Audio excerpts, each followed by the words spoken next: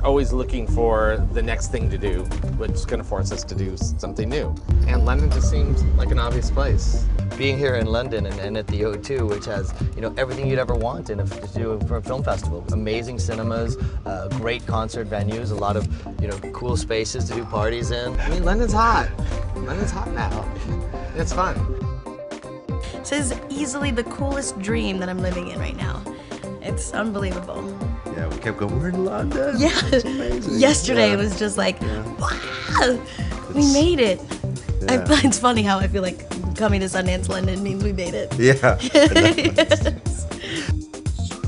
It really means a lot to a filmmaker, I mean an independent filmmaker like me who's, making your movies and hoping that they get seen and that they get out there, and that's kind of the dream in a way.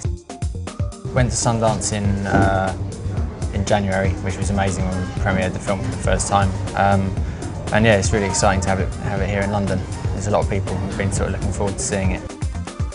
I think we're going to try and see as many as possible, because when we were actually in Sundance we didn't get to see any other films except for ours, and we're going to try and catch as many as all the ones that we missed when we were there.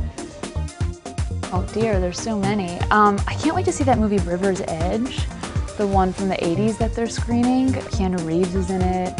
It looks incredible. I can't wait to see Queen of Versailles, the Paul Simon documentary. There's a lot of films and events here in London that I'm excited about, as well as seeing the city. I've been scoping out the hip-hop scene here in London, and I just checked out this hip-hop artist named Plan B. Super dope. So I'm trying to get him to the screening, you know what I'm saying?